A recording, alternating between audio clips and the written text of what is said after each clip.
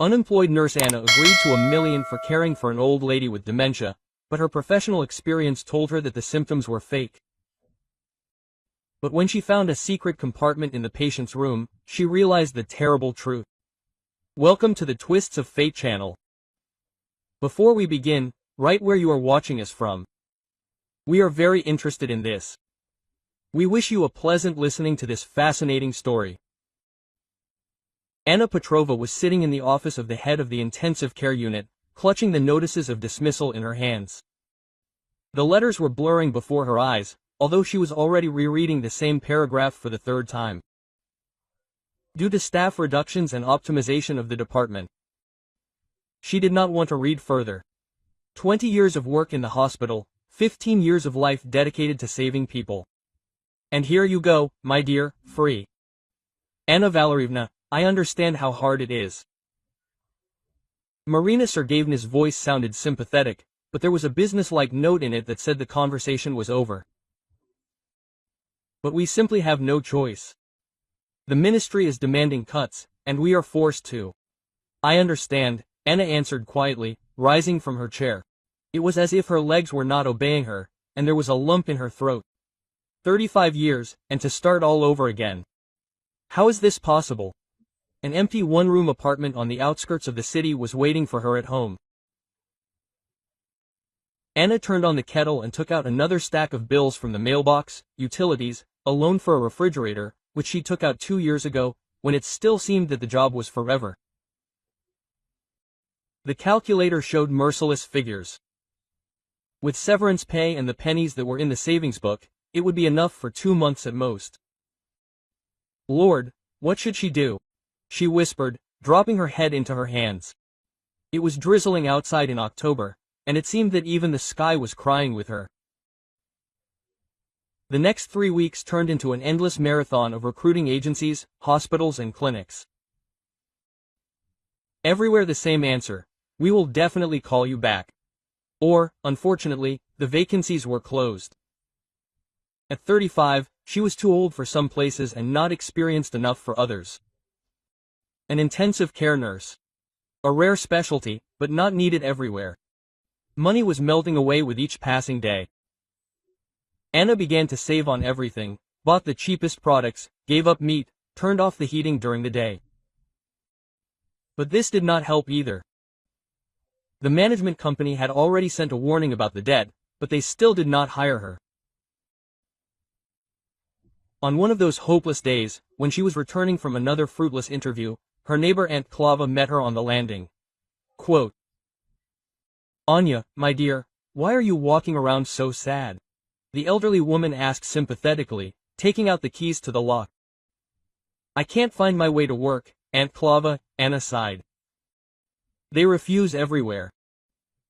And you know, I was talking to my friend Galia yesterday. She works at a domestic staff agency. She said, there is one very good order. A rich man is looking for a nurse for his mother. He promises good money. Anna became wary. Private medicine is, of course, not bad, but usually such offers turned out to be a scam. And what kind of person is he and how much does he promise to pay? I don't know exactly, but Galia said that he is a very respectable man, some kind of businessman, and he does not spare money, as long as his mother is well. The next day, Anna went to the agency. Galina Mikhailovna, a woman of about 50, greeted her warmly with attentive eyes. Anna Valerievna, I am glad that you came. We really do have a very good offer. The client is looking for a nurse to care for an elderly woman. The diagnosis is serious dementia. Constant supervision is required. And what are the conditions? Accommodation in the client's home, full board, payment. Quote, Galina Mikhailovna paused. 1 million rubles a month. Anna thought she had misheard. Excuse me, how much? 1 million rubles. I understand, this is a lot of money, but the client can afford it. The main thing for him is that his mother receives the best care. Anna felt dizzy. 1 million rubles a month, that was more than she earned in a year at the hospital. But they don't pay that kind of money for nothing. What's the catch? she asked incredulously. There was no catch. The man simply loved his mother very much and was ready to pay any amount of money to make her feel good. The only condition was that she would have to live in the house, because the patient required round-the-clock supervision. That evening, Anna met the client in one of the expensive cafes in the city center. Oleg Viktorovich turned out to be a man of about 40, dressed in an expensive suit with attentive, but somehow cold eyes. He spoke calmly, but Anna felt that there was something else hidden behind this calm. My mother has been ill for 2 years, he said, stirring his coffee. Dementia is progressing. She no longer recognizes me, confuses day with night. I tried to hire nurses, but they all turned out to be unprofessional. I need a person with a medical education who understands the specifics of such patients. And what exactly will my duties be? Monitor medication intake, hygiene, feeding. Mom is sometimes aggressive and can leave the house without understanding where she is. Constant supervision is needed, and you are ready to pay 1,000,000 rubles for this. Oleg looked at her carefully. Money is not the most important thing for me. The main thing is that Mom does not suffer. I spend a lot of time on business trips, I am often not at home. I need a person to whom I can completely trust the most precious thing. Anna hesitated. The offer seemed too good to be true, but the debts were growing, and there were no other options. Quote. Okay, she finally said, but first I want to meet your mother, to understand what exactly is required. Of course, tomorrow morning I will pick you up, and we will go to her. Just please do not be alarmed if she behaves strangely. The illness made her a completely different person. That night Anna hardly slept. 1,000,000 rubles is the solution to all problems. It will be possible to pay off debts, buy normal food, maybe even put something aside for the future. But for some reason she felt uneasy. An overly generous offer from a stranger. The next morning Oleg arrived exactly at the appointed time. Anna was already waiting for him with a small suitcase, took the most necessary things, as he asked. The car turned out to be an expensive foreign car, the interior smelled of leather and some expensive men's perfume. Quote, the house is outside the city, Oleg explained, driving onto the highway. Mom likes silence, but in the center she feels bad, noise, fuss. There she feels calmer. Anna nodded, looking at the landscape outside the window. Oleg drove the car confidently, but she noticed how he kept glancing in the rearview mirror, as if checking if anyone was following them. Maybe he was just a cautious man, rich people have their own problems. Quote. Tell me more about your mother's condition, she asked. How long ago did the problems start? What medications does she take? Oleg's face darkened. It started 2 years ago. At first, just forgetfulness. She would lose the keys, forget to turn off the gas. Then it got worse. She stopped recognizing people she knew, she could stay up all night, and fall asleep anywhere during the day. The doctors prescribed a whole list of medications, but there was no particular improvement. And which doctor made the diagnosis? There were several consultations. The private clinic was very expensive. They all confirmed it. Alzheimer's dementia. Oleg gripped the steering wheel tighter. You know, it's hard to watch the person who raised you turn into a completely different person. The house really was outside the city in a quiet cottage village. The 2-story red brick building with a well-kept garden looked respectable and expensive. Anna involuntarily thought of her modest one-room apartment. Heaven and earth. Quote. Mom lives on the first floor, Oleg explained, opening the front door. It's more convenient for her there and it's easier to keep an eye on her. Your room will be nearby. The inside of the house turned out to be even more impressive. Expensive furniture, paintings on the walls, thick carpets. Everything indicated that the owner was not shy about money. But something in the atmosphere of the house seemed strange to Anna. It was too quiet, even deathly quiet. Quote. Mom, I brought the nurse I was talking about, Oleg called loudly, heading toward one of the rooms. A rustling sound was heard from behind the door, and then an elderly woman of about 70 appeared. Elena Ivanovna was dressed in a dressing gown. Her hair was disheveled, her eyes were cloudy and wandering. She looked at Anna with some kind of childish curiosity. Quote, "Mom, this is Anna Valerievna. She will look after you," Oleg explained patiently. "Anna? And who is Anna?" Elena Ivanovna asked, shaking her head. "I don't know any Anna." "And who are you? What are you doing in my house?" Anna watched the woman carefully. Indeed, the symptoms were obvious: disorientation, failure to recognize loved ones, confusion. But something in Elena Ivanovna's eyes made her wary. They were too alive for a person with deep dementia. Quote, "Mom, it's me, Oleg." "Your son," the man repeated with barely concealed irritation. "Son? I don't have a son. Or do I? I don't remember." Elena Ivanovna ran her hand across her forehead and suddenly looked at Anna with unexpected clarity. "And who are you, girl?" "I'm a nurse. I'll take care of you," Anna answered softly. "Nurse, am I sick?" The woman was surprised.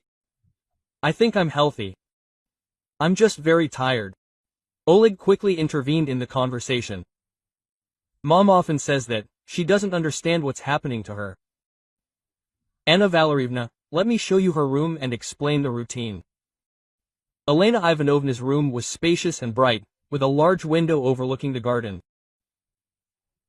But Anna immediately noticed that the window was locked and the door had a lock that could only be closed from the outside. Quote, "It's for safety," Oleg explained quickly. "Mom might wander off and get lost or fall out of the window. She sometimes tried to climb out through it." There were many bottles of medicine on the bedside table. Anna took one of them, a drug she knew as a strong sedative. Quote, "What kind of medicine is this?" she asked. "The doctor prescribed it. For calming. Mom takes it 3 times a day strictly on schedule. It is very important not to miss a dose." Anna read the label. The dosage seemed too high for an elderly person, but she decided not to comment for now. What is her daily routine? Wake up at 8 a.m., breakfast, take medicine, then a walk in the garden, but only under supervision. Lunch, nap, dinner and more medicine. In the evening, she usually becomes restless. She may need an additional dose of sedative. Oleg spoke quickly, as if he was in a hurry to finish the briefing. "I'm often on business trips, sometimes I'm not home for several days. In such moments, all responsibility falls on you. If something happens, call me immediately." "And how often does the doctor come?" "Once a month. But if necessary, he can be called in scheduled." Oleg took a thick wad of money out of his pocket. "This is your advance for the first week. You will receive the rest at the end of the month." Anna took the money with trembling hands. She had never held so much cash. But for some reason, joy did not come. She had already noticed too many oddities. "Another important point," Oleg added. "Mom sometimes tells all sorts of stories that someone is supposedly poisoning her, that she is healthy, that something is being done to her against her will. It's all nonsense, a manifestation of the disease. You don't need to take it to heart." "I understand," Anna nodded, although something inside protested against such an explanation. Oleg was getting ready to leave in an hour. Before leaving, he explained in detail once again where everything was. He gave a list of phone numbers for emergencies. "I will call every day to find out how things are. If there is something you don't understand, contact me immediately. And remember, Mom can be very convincing in her fantasies. Don't give in to provocations." After he left, the house sank into silence. Anna went to get to know Elena Ivanovna better. The woman was sitting in her room and quietly crying. "What happened?" Anna asked sympathetically.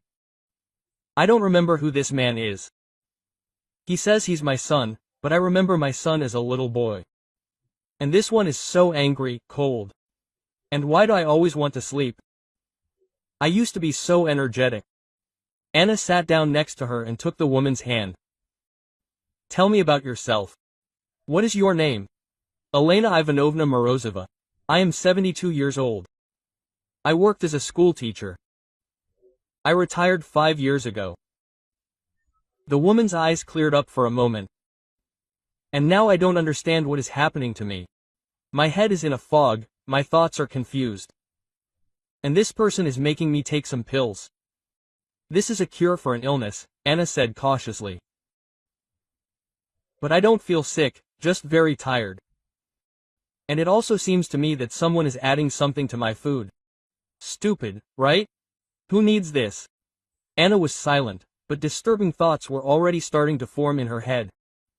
Professional experience told her that something was wrong with this story. The first days in Elena Ivanovna's house were spent studying the routine and making observations. Anna closely watched the behavior of her ward.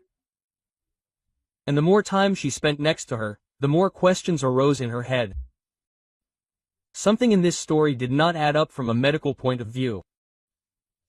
In the morning at 8 o'clock, as prescribed, Anna brought Elena Ivanovna breakfast and a set of medications.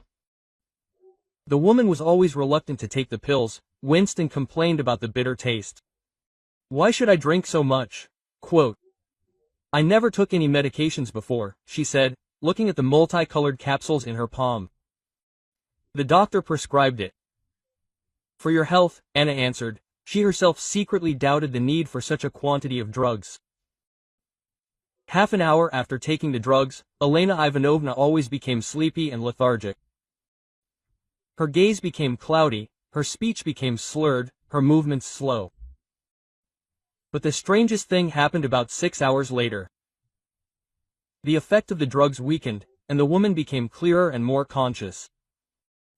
It was at such moments that Anna tried to have a heart-to-heart talk with her. They usually sat down in the garden on a bench under an old apple tree, where no one could overhear their conversation. Elena Ivanovna, tell me about your life. About work, about your family, Anna asked. And then the most amazing thing began. During these bright intervals, Elena Ivanovna spoke coherently and in detail about her 40 years of teaching language and literature, about her students, about how she prepared for lessons. Her memory of old events was crystal clear. I remember each of my graduates, she said, and her eyes shone. Mashenka Petrova was so capable. Now she is a doctor at the regional hospital. And Seryoza Kozlov, he became a signalman, often came to visit me while I was still living in the city. And your son, Oleg? Elena Ivanovna's face darkened. A son? Yes, I have a son. Only he is not at all like I remember him. As a little boy, he was a kind boy, albeit stubborn. And now he is some kind of stranger, cold. And for some reason he gets very angry when I say that I feel well. Anna wrote down these conversations in a small notebook, which she hid under the mattress of her bed. Her medical experience suggested that with real Alzheimer's dementia, such periods of complete clarity are impossible. The disease develops gradually, but irreversibly. The clear intervals become shorter and shorter and, eventually, disappear completely. On the 4th day, Anna decided to try an experiment. Instead of giving Elena Ivanovna all the prescribed pills, she secretly removed one, the one that was a strong sedative. The result was not long in coming. The woman was more active and clear-headed almost the entire day. You know, I feel better today, Elena Ivanovna admitted during an evening walk. My head is not so heavy. Maybe I'm getting better? Maybe, Anna cautiously agreed, but inside she felt a chill from the guest that was becoming more and more distinct. Oleg called every evening, as he had promised. His questions were always the same, like his mother. Is he taking his medication? Is he acting up? Anna answered neutrally, without mentioning her observations. Are you giving him all the medications? Strictly on schedule. He especially insisted on this question. Of course, everything as you ordered. Good. It is very important not to miss a dose, otherwise an attack of aggression may occur. But Anna did not observe any attacks of aggression. On the contrary, Elena Ivanovna was a calm and friendly woman who liked to talk about books and asked Anna about her life.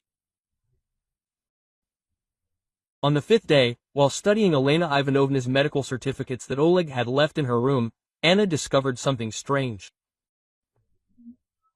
The diagnosis of Alzheimer's dementia was made in a private clinic that she had never heard of. The doctor who signed the conclusion had some kind of blurry signature, and the clinic's seal was unclear. Elena Ivanovna, do you remember how the examination with the doctors went? She asked during one walk. The woman frowned, trying to remember. You know, it's all like a fog. Oleg drove me somewhere. I remember white coats, some tests, but I wanted to sleep all the time. My head was heavy. I didn't really understand what was happening. And when was it? About 2 months ago, no more. Before that, I felt fine. I lived in my apartment, went to the store by myself, met with friends. And then Oleg said that I needed treatment and moved me here. Anna felt her heart pounding. 2 months ago, Elena Ivanovna was a healthy woman, and now she allegedly has a severe form of dementia. This is medically impossible. That same evening, she decided to take a bolder step. After waiting for Elena Ivanovna to fall asleep, Anna quietly went into her room and carefully examined all the bottles of medicine. Most of them were indeed drugs used to treat dementia, but the dosages seemed excessive for an elderly woman. She did not recognize one drug at all. The label had a Latin name that meant nothing to her. Anna took a photo of the label with her phone to later look up the information on the internet. What she read in medical reference books made her go cold. The drug turned out to be a powerful neuroleptic, which in large doses causes confusion, disorientation and memory loss. It is used in psychiatry to treat severe psychosis, but in the doses that Elena Ivanovna took, it could imitate the symptoms of dementia in a healthy person. Oh my God, Anna whispered, realizing the horror of the situation. They are deliberately poisoning her, but why? And most importantly, how can she prove it? Who will believe a nurse against a rich businessman? Give me 1,000,000 rubles a month. Maybe she just imagined it. Maybe she is taking on too much. But her conscience did not give her peace. The next morning, Anna conducted the experiment again, giving Elena Ivanovna only half of the prescribed dose of neuroleptic. The result was even more impressive. The woman was not only clear and conscious, but was also able to remember the events of the past months. Quote, Anna, what is happening to me? She asked, looking at me with attentive eyes. I feel that something is wrong. It's as if my memory is returning. I remember how Oleg brought some doctors, how they made me take medications, how I was getting worse and worse. Elena Ivanovna, did you have any problems with your memory or behavior before you came here? None. I was absolutely healthy.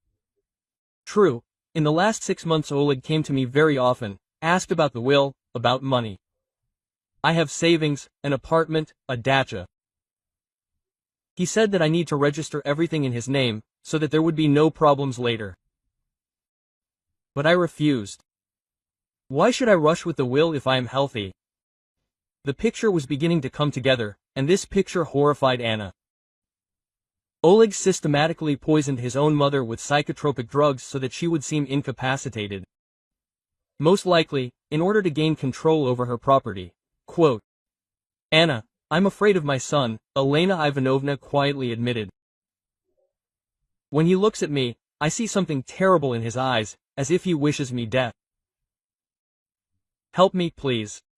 I understand that I am in danger. Quote. Anna shook the old woman's hand tightly. I will help, but I need time to think everything through. We must act very carefully. That night, Anna did not sleep until the morning, thinking about what to do next. On the one hand, she could simply leave, take her money and forget about this story. On the other hand, she could not leave a defenseless woman to her fate. Her medical oath and simply human conscience did not allow her to do this. It was necessary to find a way to help Elena Ivanovna, but in such a way as not to endanger herself. After all, if Oleg is capable of poisoning his own mother, then what else is he capable of for money? On the 7th day of her stay in the house, Anna decided to take decisive action. Oleg left on another business trip, and she had the opportunity to conduct a more thorough examination of Elena Ivanovna's room. Something told her that the solution to this whole story was hidden somewhere here, within the four walls of this bedroom. Elena Ivanovna, you remember where Oleg keeps your documents? Passport, medical certificates, Anna asked cautiously during her morning washing procedure. He took everything as soon as he brought me here, the woman answered, who was especially clear today, since Anna continued to secretly reduce the doses of drugs. He said that for safety it was better to keep the documents in the safe.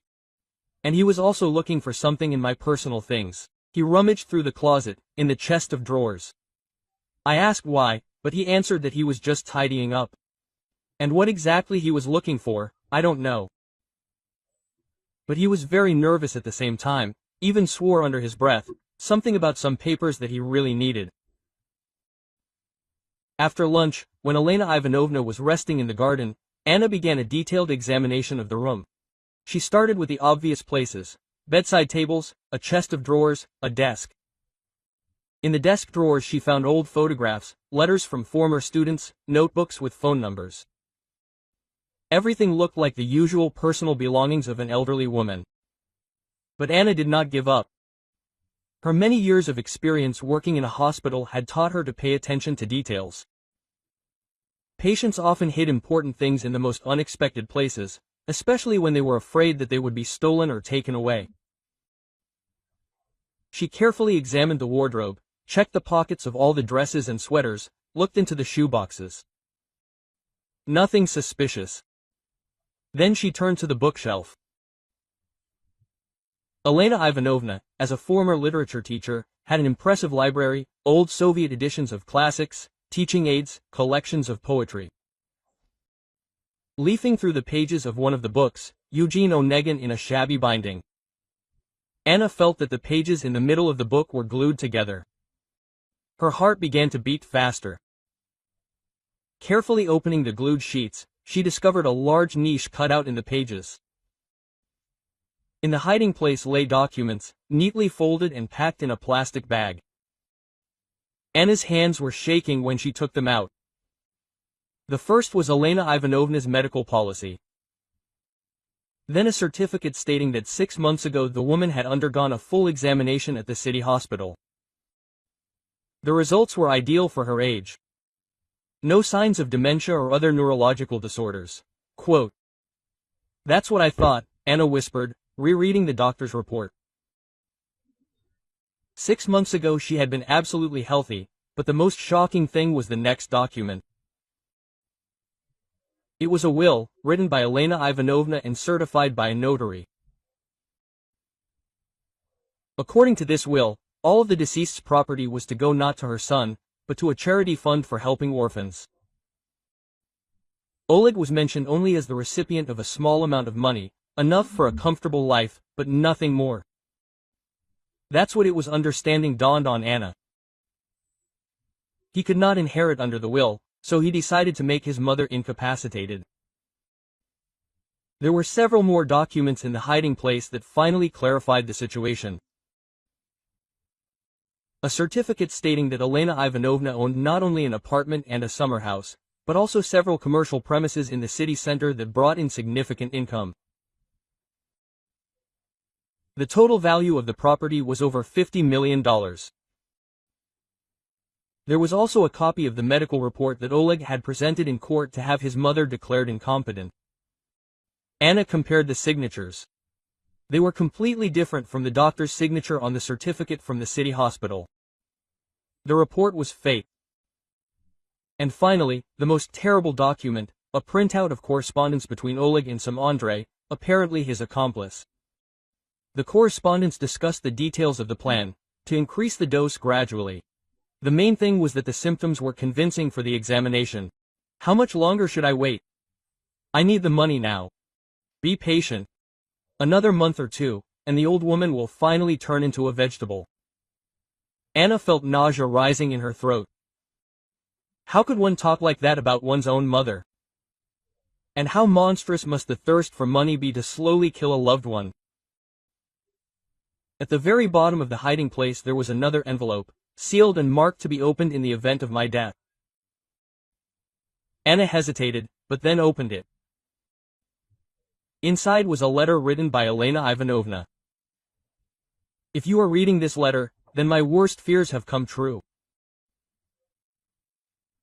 My son Oleg is trying to kill me, not immediately, but slowly, with the help of some drugs that he makes me take. I understand this, although I cannot prove it. He wants my inheritance, but according to the will, he will get almost nothing. Therefore, he decided to incapacitate me, and then, probably, kill me. I ask whoever finds this letter to contact the police. I do not want to die at the hands of my own son. I have the right to life and to dispose of my property at my own discretion. Please help me. The letter was dated last month. Apparently, Elena Ivanovna managed to write it and hide it before the drugs finally clouded her mind. Anna carefully put all the documents back into the hiding place and closed the book. Her hands were shaking, her heart was pounding like crazy. Now she had irrefutable evidence that Oleg was systematically poisoning his mother in order to seize her property. But what to do next? If she went to the police right now, Oleg might find out about it and go into hiding. Or, even worse, he might try to get rid of the witnesses, her and Elena Ivanovna. Quote, I need a plan, Anna thought. I need to act carefully, but decisively. In the evening, she talked for a long time with Elena Ivanovna, carefully finding out the details. Tell me, does Oleg know that you hid the documents? No, he doesn't. I did it secretly when he left. I felt that I was in danger. It's good that I was not mistaken. Does anyone else know about your real will? My notary Semyon Petrovich Vasiliev. We have been friends for many years. He is aware of all my affairs and knows that I am of sound mind and memory and have made a will in favor of the orphanage. Do you have the notary's phone number? Of course. I know it by heart. Anna wrote down the phone number. Now she had a plan. First, it was necessary to completely cleanse Elena Ivanovna's body of toxic substances so that she could give clear testimony, then contact the notary and through him the police. The notary's testimony that Elena Ivanovna was recently of sound mind would be important evidence. Elena Ivanovna, I know what is happening, and I will help you, but we must be very careful. Oleg is a dangerous man. I know, my dear. Thank you for believing me. I was already starting to think that I was going crazy. You are absolutely healthy. You were just poisoned with drugs. But now everything will change. That night, Anna hardly slept, thinking over the details of her plan. Oleg was supposed to return from his business trip tomorrow, and she had to act in such a way that he wouldn't suspect anything, at least until all the evidence was collected and help arrived. She understood that she was taking a big risk, but she couldn't leave a defenseless woman in the hands of a killer's son. Elena Ivanovna trusted her, and Anna had no right to let her down. The next 2 weeks were the most intense in Anna's life. She understood that she was playing a deadly game, balancing between saving Elena Ivanovna and her own safety. Every day demanded acting skills from her that she never suspected she had. When Oleg returned from his business trip, Anna met him with the usual report on his mother's condition. She diligently portrayed a conscientious nurse who strictly followed all the instructions. Like Mom. Is she taking her medicine? He asked as always. Everything is on schedule. Sometimes she is capricious, but I insist. Quote, "The condition is stable," Anna answered, internally straining from the need to lie. But secretly she continued her work. Every day she reduced the dose of poisonous drugs, replacing them with harmless vitamins that were similar in color and shape to the original tablets. Fortunately, she still had a lot of knowledge in her medical arsenal about what different drugs look like. The most difficult thing was with liquid drugs. They could not be simply replaced. Anna diluted them with water, gradually reducing the concentration of the active substance. This was risky. If Oleg noticed changes in his mother's behavior too early, he might suspect something was wrong. But the results of her work were not long in coming. With each passing day, Elena Ivanovna became clearer and more conscious. Memory returned gradually, as if a thick fog was dissipating. Quote, "Anna, I feel like I'm coming back to life," she admitted on the 10th day. "My thoughts are becoming clear. I'm starting to remember the events of the last months. It's terrible to realize that your own son wanted to turn you into a vegetable. Don't think about it now. The main thing is to recover completely," Anna reassured her. But it was becoming increasingly difficult to hide the improvement from Oleg. Elena Ivanovna, accustomed to clarity of thought, sometimes forgot herself and began to speak too coherently in his presence. Anna invented an explanation each time. Quote, "Your mother has lucid intervals," she told Oleg. "This is normal with this type of disease, but they are short-lived." Oleg frowned, but did not yet express any obvious suspicions. Apparently, his medical knowledge was insufficient to understand the true picture of what was happening. After 2 weeks, Anna decided that it was time for the next stage of the plan. Elena Ivanovna was already lucid enough to give coherent testimony, and a delay was becoming dangerous. "Elena Ivanovna, we need to contact your notary," she said during a morning walk when Oleg left for the office. "Yes, of course, Semyon Petrovich needs to know what's going on." Anna dialed the number from her mobile phone. A pleasant male voice answered. "Vasiliev's notary office. Here you go." "Hello, my name is Anna Petrova and I'm a nurse. I'm calling on behalf of Elena Ivanovna Morozova. She needs your help." "Elena Ivanovna? My God, how is she? I haven't been able to contact her for months. My son said she was seriously ill and wasn't communicating with anyone. Can we meet? The situation is very serious and I can't talk on the phone." Semyon Petrovich, a man in his 60s, with kind eyes and a gray beard, came to see them that same day. Anna chose a time when Oleg was at work and invited the notary into the garden, away from the house. What he saw shook him to the core. Elena Ivanovna, whom he knew as an energetic and clear-headed woman, really did look weak and haggard. But when she spoke, it became clear that her mind was intact. Quote, "Semyon Petrovich, my son is trying to kill me," she said bluntly. "He's been poisoning me with some kind of drugs for months to make me seem incapacitated. He wants to inherit." The notary listened without interrupting, but his face grew darker and darker. When Elena Ivanovna finished her story, he sighed heavily. "I always felt that something was wrong with Oleg.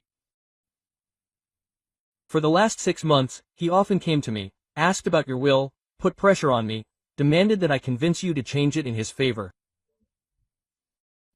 And when I refused, he began to threaten." "Threaten?" "He said that he would find ways to make you change your mind, that you would soon be incapable of making decisions anyway." Then I did not understand what he meant. Now I understand.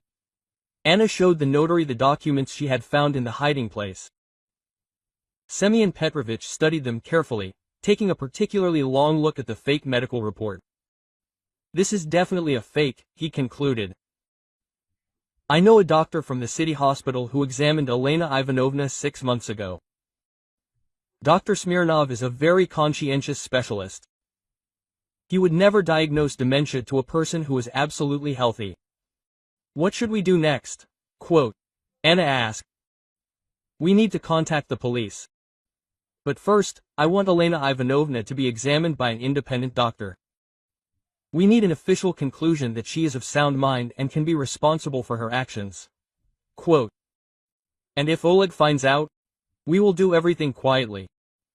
I have a friend who is a psychiatrist who can come here under the guise of a consultation. We will tell Oleg that this is a new specialist whom I found to treat my mother. The plan was put into action the next day. Dr. Morozov, a friend of the notary, arrived with official documents and conducted a full examination of Elena Ivanovna. Tests for memory, attention, logical thinking. All showed normal results for a woman of her age. No signs of dementia or other mental disorders, the doctor concluded. Some inhibition of reactions, but this is most likely the consequences of long-term use of psychotropic drugs. With proper rehabilitation, all functions will be fully restored. When Oleg arrived in the evening, Anna told him about the doctor's visit, introducing him as a specialist whom the notary had found for consultation. And what did he say? Oleg asked tensely. Confirmed the diagnosis. The condition is serious, the prognosis is unfavorable, Anna lied, carefully observing the reaction. Oleg clearly relaxed. Good, so we are on the right track. But Anna noticed how his voice trembled when he said the word, good. Even now, planning the death of his mother, he could not completely hide his human emotions. That same night, Semyon Petrovich contacted his investigator friend, told him the situation, and handed over copies of all the documents. The investigator, an experienced man who had already encountered similar family crimes, took the case seriously. There are more and more cases like this, he told the notary.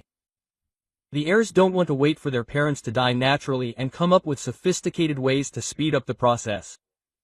But this case is especially cynical.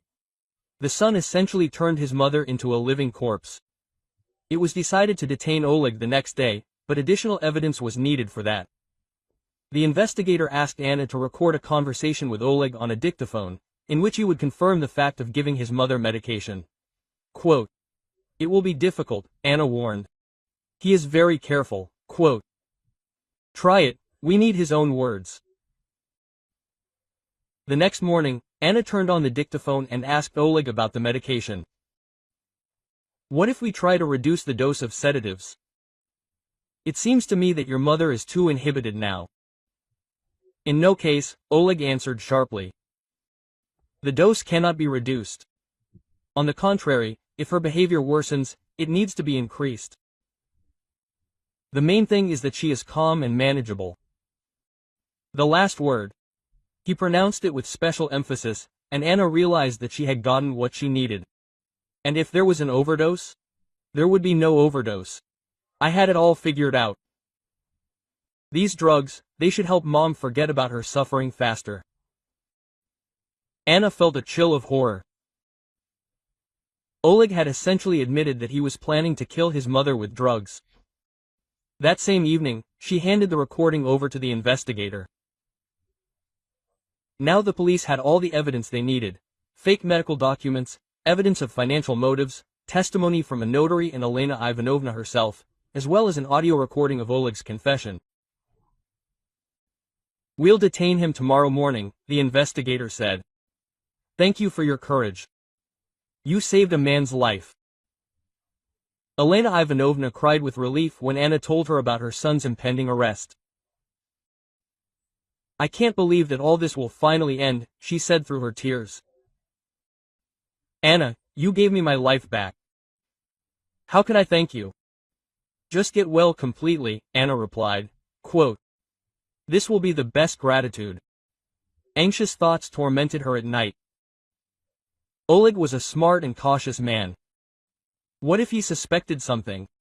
What if he tried to hide or, even worse, take revenge? She checked the locks on the doors and windows, made sure she had a quick connection with the investigator. There were a few hours left until the morning, the most dangerous hours in this story.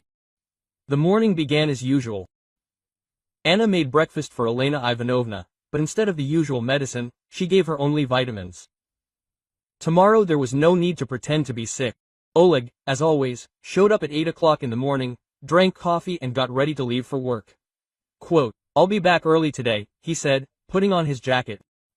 "We need to discuss Mom's further treatment with the doctors." Anna nodded, trying not to show her excitement.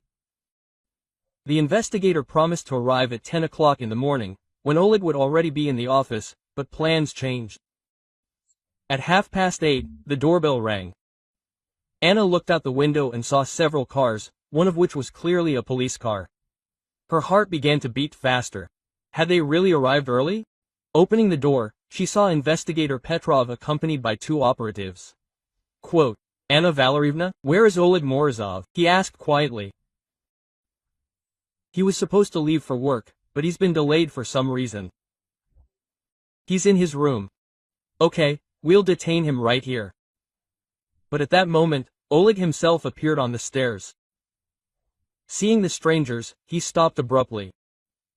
It was clear from his face that he instantly understood, the game is over. "Oleg Viktorovich Morozov." The investigator addressed him formally. "Yes, it was me," Oleg replied, but his voice was shaking. Quote, "You are under arrest on suspicion of attempted murder and fraud. You have the right to remain silent." "This is some kind of mistake," Oleg exclaimed, but his eyes darted around, looking for a way to retreat. "I did nothing. I was just looking after my sick mother." Quote, "Your mother is healthy," the investigator said calmly. "You systematically poisoned her with psychotropic drugs to make her seem incapacitated." Oleg's face turned white. "This is nonsense." "Who told you this?" "It's the nurse." He cast an angry glance at Anna. "She just wants money. She's blackmailing me." "We have all the evidence," the investigator continued calmly. "Fake medical certificates, your correspondence with an accomplice, recordings of conversations and, most importantly, your mother's testimony." At that moment, Elena Ivanovna appeared in the living room. She was dressed in a strict dark dress, her hair was neatly combed. Over the past weeks, she had noticeably strengthened and now looked like an ordinary healthy woman of 70. "Mom," Oleg said in confusion. Quote, "But you can't." "I'm absolutely healthy," Elena Ivanovna said firmly. "And I understand perfectly well what you were trying to do to me." Oleg backed away. His face was distorted with anger and despair. Quote, "You're making it all up. You have dementia." The doctors confirmed it. "The doctors you bribed or the certificates you made?" Elena Ivanovna took a folder with documents out of her purse. "Here are the real results of my examination 6 months ago.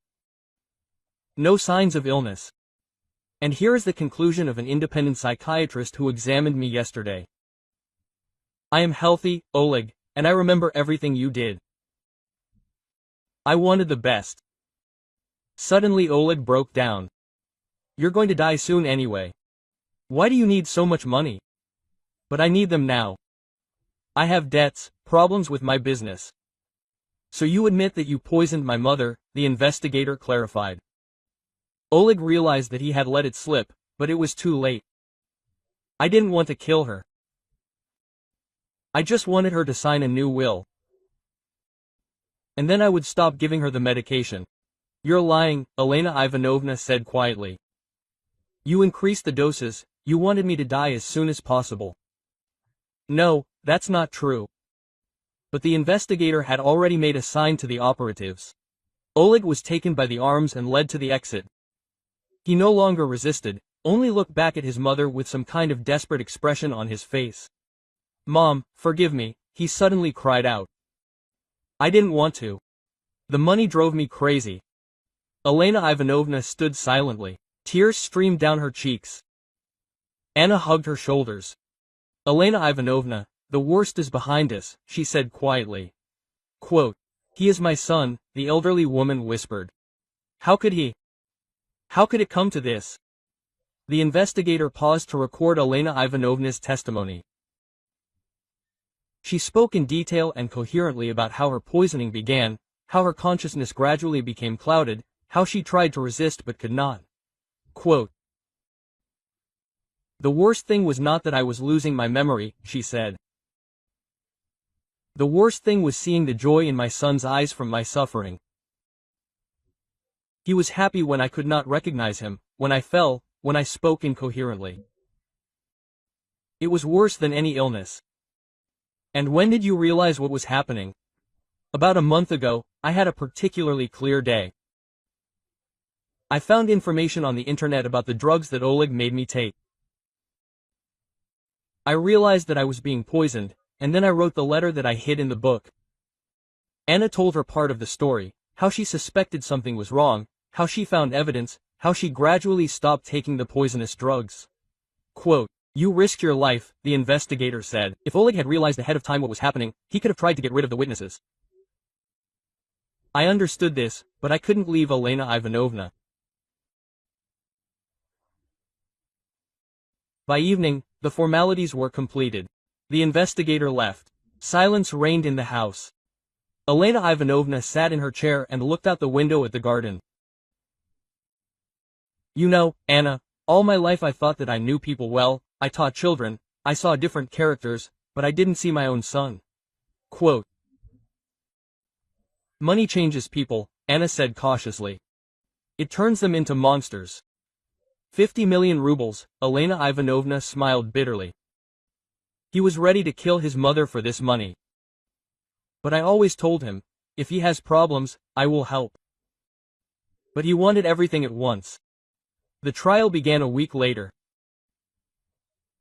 Oleg initially denied his guilt, claiming that he acted with the best of intentions, but the evidence was irrefutable. Fake certificates, conversation recordings, doctors' testimonies, everything came together to form a clear picture of the crime. Particularly shocking was the forensic medical report on the harm done to Elena Ivanovna's health. Long-term use of psychotropic drugs in large doses could have led to irreversible changes in the brain. A few more months of such treatment, and dementia would have become real. The defendant was essentially committing slow murder, the prosecutor said. He turned a healthy woman into a helpless invalid, deprived her of the right to manage her own life and property. Oleg's lawyer tried to prove that his client acted in a state of extreme need, that he was in debt and saw no other way out. But the court did not consider this circumstance mitigating, but rather extenuating. Financial problems cannot serve as an excuse for an attempt to kill one's own mother, the judge said. Elena Ivanovna testified as a victim. She spoke calmly, but it was obvious how hard it was for her. When the prosecutor asked if she was asking the court for leniency for her son, she was silent for a long time. "He is my son, and I love him," she finally said. "But he committed a terrible crime. If he is not punished, he can repeat it with someone else. Or other people will think that such actions remain unpunished." Oleg was sentenced to 12 years in prison for attempted murder and fraud on an especially large scale. When the judge announced the sentence, he stood as pale as a sheet and did not raise his eyes. After the sentence was announced, Elena Ivanovna approached her son. "Oleg, I forgive you," she said quietly, "but I will never be able to forget." He looked at her, and something human flashed in his eyes. "Mom, I don't need it. It's too late for words." Anna watched this scene from the side, and her heart sank with pain. The family was destroyed forever. The mother had lost her son, the son had lost everything, freedom, family, future. And all for the sake of money that he never got. In the evening, she and Elena Ivanovna returned home. The house seemed different, brighter, calmer. The oppressive fear that had been hanging in the air all this time had disappeared. "Anna, what are you going to do next?" Elena Ivanovna asked. "You'll probably want to find a new job." To be honest, I hadn't thought about it. These weeks had been so tense. "What if you stayed with me? Not as a nurse, but as a friend? A companion. I'm scared to be alone in this house." Anna thought about it. She would no longer receive 1,000,000 rubles a month. Oleg had only paid that kind of money for complicity in a crime. but Elena Ivanovna offered honest work and human communication. Okay, she agreed, but on one condition. What is it? Together we will find a way to help other people who may find themselves in a similar situation. Your story must not repeat itself. Elena Ivanovna smiled for the first time in many months. What a great idea. I have money and the desire to do something good, and you have experience and knowledge. Together we can do a lot. A year had passed since Oleg's arrest. Elena Ivanovna had fully recovered and was once again the energetic woman she had been before. Anna stayed to live with her, but now their relationship was more like the friendship between a mother and daughter than the work of a nurse and a patient. Together they created the charity foundation, Care Without Borders, which helped elderly people in difficult situations. The foundation provided free legal advice, medical examinations by independent doctors, and temporary shelter for those who had been abused by relatives. Quote, "You know, Anna, I understand now why everything happened exactly this way," said Elena Ivanovna, sorting through another stack of letters from people asking for help. Perhaps my suffering was not in vain if it helps save others. Anna became a co-founder of the foundation and its main coordinator. Her medical experience proved invaluable when working with elderly people who often could not understand that something was wrong with them. Over the course of a year, the foundation managed to help 14 families. In 3 cases, it was possible to prevent a crime similar to what Oleg was planning. Relatives, having learned about the possible consequences, abandoned their plans. In other cases, they helped elderly people protect their rights or find a safe place to live. Every saved person is a small victory, Elena Ivanovna often repeated. Oleg wrote letters from prison. At first, Elena Ivanovna did not read them, but then she decided that she needed to give her son a chance at redemption. In his letters, he asked for forgiveness, talked about how he realized the enormity of his actions. He promised that, upon release, he would dedicate his life to helping others. Quote, "I don't know whether to believe him or not," Elena Ivanovna admitted to Anna. "But I want to think that people can change." "Time will tell," Anna replied. "The main thing is that now he can't harm anyone." Their story received wide coverage in the press. Journalists wrote about the case of a nurse who saved an old woman from her killer's son. This drew attention to the problem of domestic violence against the elderly and helped the foundation find new sponsors and volunteers. Do you know what I understood most from this whole story? Elena Ivanovna asked one warm summer evening when they were sitting in the garden and planning new projects for the foundation. "What?" Anna answered. "That real wealth is not money in an account, but people who are ready to help." Oleg had all the material goods, but he lost his soul. And you, risking yourself, preserved your humanity, and this is more valuable than any millions. Anna smiled. She really found a new family and a new meaning in life. 1,000,000 rubles, which once seemed like a solution to all problems, no longer mattered. Much more important was the realization that her life was useful to other people. "And I also realized that good always triumphs over evil," added Elena Ivanovna. Quote, "Maybe not right away, maybe through suffering and loss, but it always triumphs, and this gives hope for the future." The sunset painted the sky in pink tones. Birds sang in the garden, and in the house where fear and lies once reigned, love and understanding now lived. Life went on, but now it was filled with meaning and hope. Thank you for listening to the story. This was the Twists of Fate channel with you. Sorry for the mistakes. Write in the comments what you think. If you liked it, subscribe to the channel.